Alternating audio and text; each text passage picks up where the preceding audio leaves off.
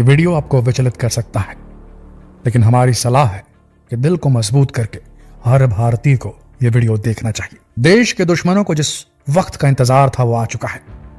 त्योहारी सीजन शुरू होने ही वाला है। पहले गणेशोत्सव, फिर दुर्गोत्सव और उसके बाद दिवाली दशहरा। देश के दुश्मन इसी वक्त के इंतजार में थे, ताक में बैठे थे।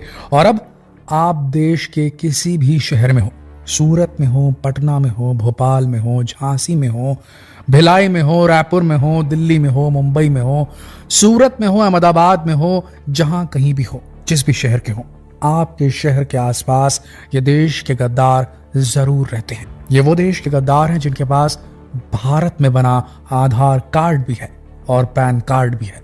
ये वो सफेद पोश आतंकवादी हैं जो कि बॉर्डर पार आने वाले आतंकवादियों से भी खतरनाक है। और इस बार जब ये हमला करेंगे तो टारगेट होंगे आपके घर में रह रहे बड़े बुजुर्ग, आपके बच्चे। जी हां दोस्तों, हम बात कर रहे हैं उन गद्दारों की देश की जो दुनिया के सामने में सफेद पोश बनते हैं, सेहत का वादा करते हैं और मिलावटी पनीर बेचते हैं। एक बहुत बड़ी खबर आपको बता रहे हैं।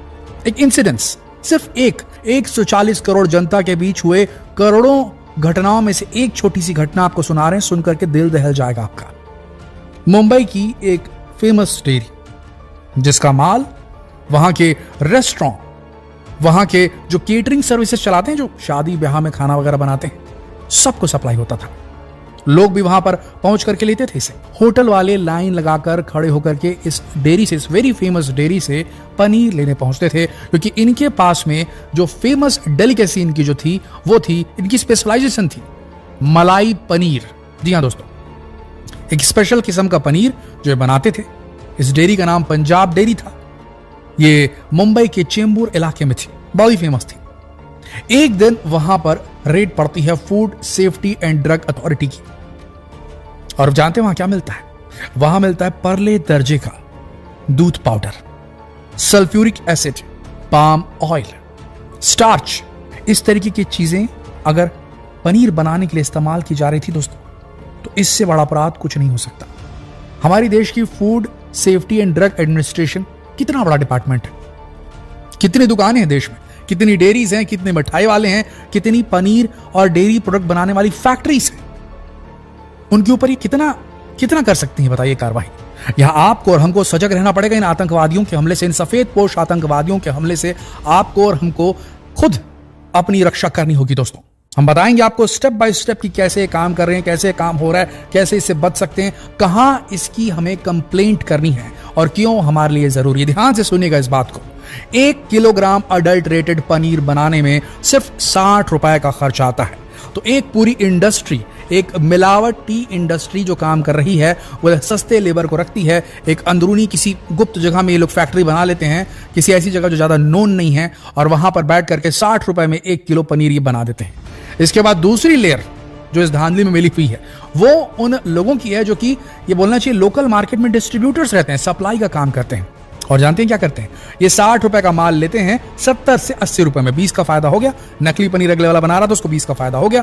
ये 80 रुपए मुझसे खरीद लेते हैं। उसके बाद इनके कनेक्शन होते हैं होटलों के साथ में, रेस्टोरेंट के साथ में, केटरिंग वालों के साथ में, और ये वहां जाकर के इसे 200-220 मार्जिन रख करके, जो एक्चुअल रेट है उससे मार्जिन रख करके कम रेट में बेच देते हैं। केटरिंग वाले भी दोनों हाथों से खरीदते हैं। अरे भाई हमको पनीर मिल रहा है और क्या चाहिए? शादी में चलाना है, किसी को क्या पता चलना है? आपको होटल में डालना है, किसी को क्या पता चलना है? और वहां ये लोग चला देते हैं। आपको जानकर हैरानी होगी कि भारत देश के अंदर में 15 करोड़ टन दूध की उत्पादन होता है। क्या आप जानते हैं कि इस 15 करोड़ दूध को, सारे दूध को अगर पनीर बना दिया जाए तो मात्र 7 लाख टन पनीर बनेगा। 20 लीटर दूध लगते हैं 4 किलो पनीर बनाने में, अगर आप किसी प्रकार की धांधली नहीं कर रहे हैं तो। ऐसी स्थिति में हम देखिए अगर, तो एक आंकड़ा और सुना रहे हैं, सुनकर के हैरान रह जाएंगे आप। हमारे देश की पनीर की खपत है 5 लाख टन, और हमारे पास दूध कितना है?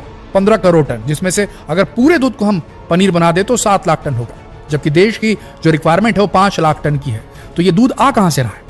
जरा सोचिए, ये दूध आ कहां से रहा है? ये कौन से दूध से बना हुआ पनीर है जो आप और हम अपने घर के बच्चों को खिला रहे हैं, अपने घर के बड़े बुजुर्गों को खिला रहे हैं, ये सोचकर कि ये सेहत बनाएगा।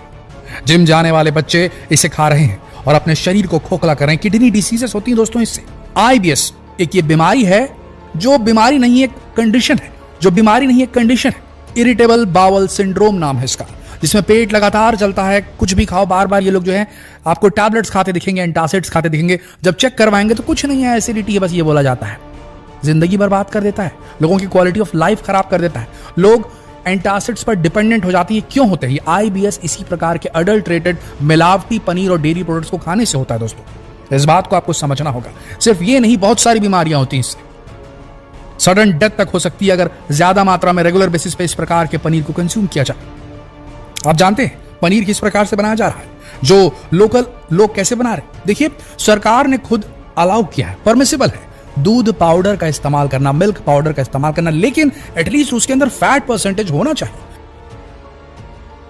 फैट है ही नहीं उसके अंदर, और आप खराब क्वालिटी का स्किम्ड मिल्क, जिससे फैट निकाल लिया गया हो जिस दूध से, उस दूध का अगर आप पाउडर बना के बेच रहे हैं परले दर्जे का, लोअर ग्रेड का, और वो दूध जिसका पाउडर बना रहे हैं, क्या वो भी उन डब्बों से निकाला गया है जो सस्ते में इसलिए खरीद लिया गया क्योंकि उनकी एक्सपायरी डेट पूरी हो चुकी थी? उस दूध से बना हुआ घटिया क्वालिटी का नॉन फैट वाला पाउडर अगर इस्तेमाल किया जाता है तो इससे नुकसान तो होगा। दूसरी चीज, सिर्फ 50% दूध पाउडर इस्तेमाल करना परमिसिबल है, उससे ज्यादा नहीं।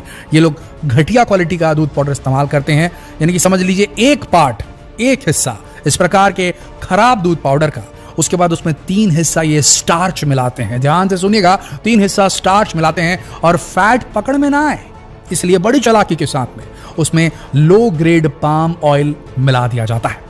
और जानते हैं इसे फाड़ने के लिए किसका इस्तेमाल किया जाता है?